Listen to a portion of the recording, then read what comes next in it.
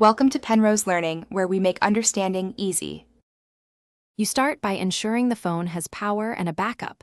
That prevents data loss. Once done, sit at a clean surface and unlock the phone. Open Settings and go straight to Wallpaper. This is where the image lives. Tap the current wallpaper preview to reveal options. Make sure you can distinguish lock screen versus home screen.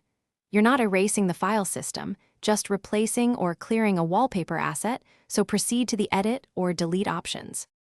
Now you perform the core action. Tap Edit or Remove on the wallpaper preview. If you choose Remove or Clear, confirm the deletion.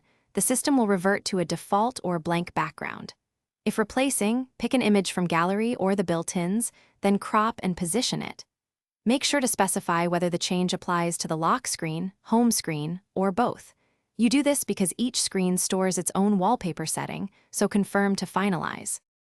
Finish by exiting settings and visually checking the home and lock screens to confirm the wallpaper is gone or replaced.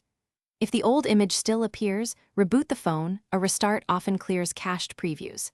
If that fails, go to Settings. Right arrow apps show System Apps, find Wallpaper or System UI and clear cache or storage, then reapply.